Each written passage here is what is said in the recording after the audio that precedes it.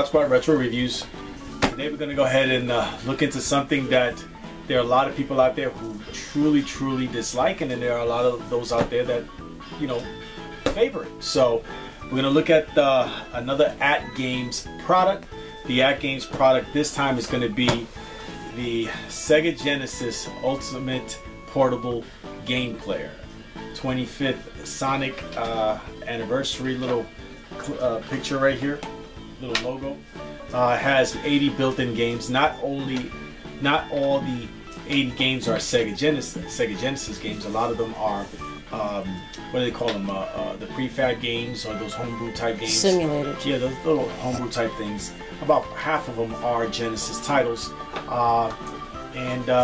But there are a lot of people out there who have some very strong negative feelings to it, and then you have those out there who do favor it. So we're going to go ahead and finally look at the Sega Genesis Ultimate Portable Game Player.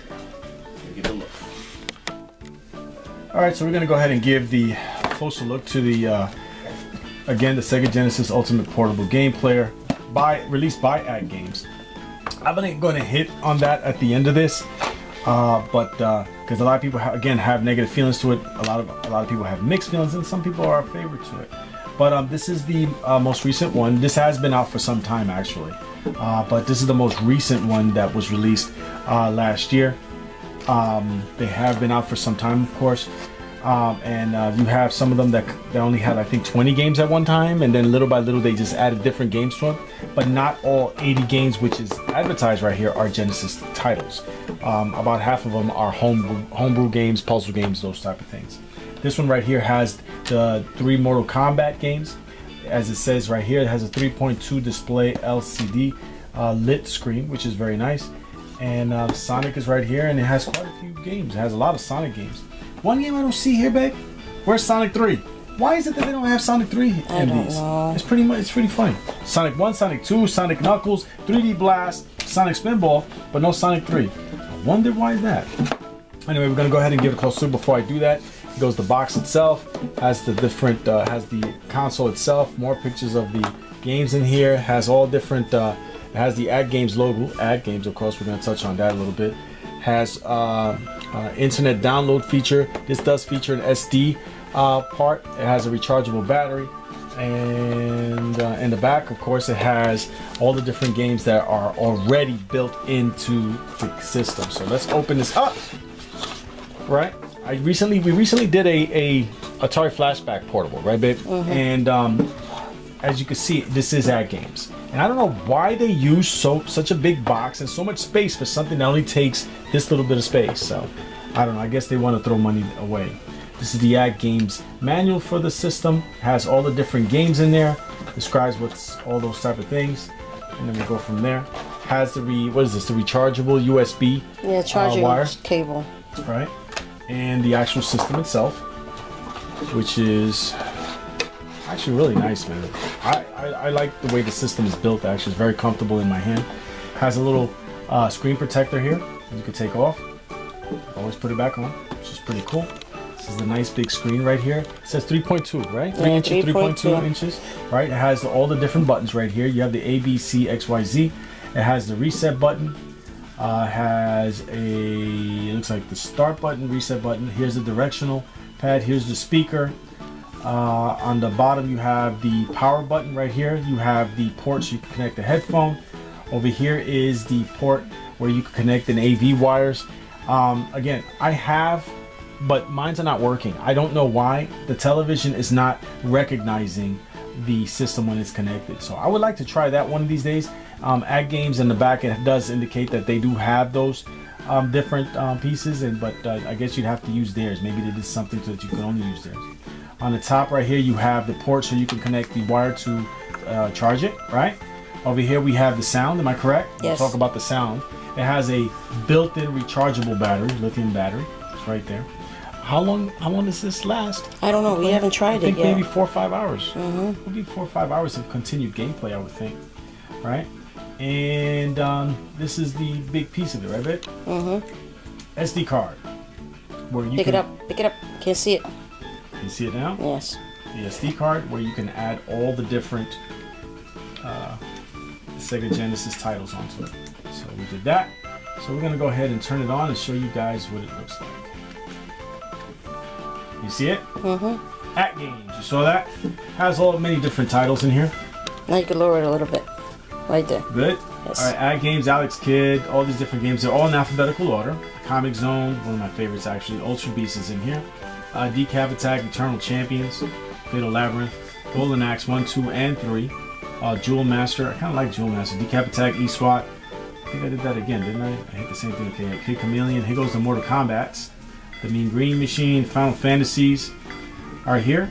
Red Star, Shadow Dancer, Shinobi 3, one of my all-time favorites, of course. Sonic 3D Blast. Then you get down to the other different games, all the different Sonic. No Sonic 3. Why is that? No Sonic 3. Pretty interesting. The Vector Man series. Now you start getting into the homebrew and the other little games that you have in there that are not, you know, Sega. They're not Sega products. Like you got Air Hockey, Adventure in Park, Bomber. A lot of these games are puzzle type games, those type of things, and homebrew games. I haven't tried all of them, but I don't know, I guess at one time, but I really had no interest in it. We had no interest in this, right, babe? Nope.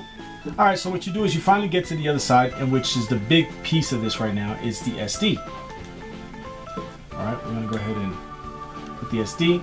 The system is right now reading the SD card, reading the games. It takes a little while because the library for the Genesis is very vast. So, but as you can see, we have Three Ninjas, all these different games in here. Now, the biggest problem for this, and the games, they look great. They do look great. But the biggest issue with this, the sound. And I don't know what could be the problem with cheap them speakers emulating. I don't know if that's the case. I with think them so. Emulating Sega Genesis, you know, Sega Genesis sounds. Because let me tell you, it's extremely hard to play something like, you know, Streets of Rage is one of our favorites. Has a great, you know, soundtrack, and we can't enjoy it. To me, it boggles the mind. And At Games has had many different systems that they come out that are Genesis, and they for some reason cannot fix that, and I don't know why. But as you can see, we have the whole library here of but I'm gonna see if I can get Streets of Rage. What do you think?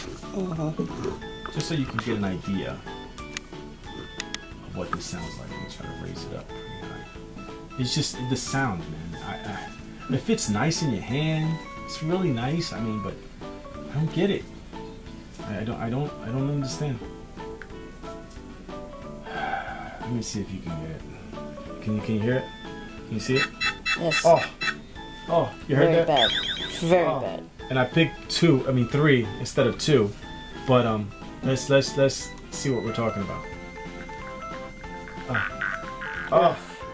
You hear that? Can you get it? Can you see it? Yes. You hear it? Oh my god. That is the killer on this, is the sound.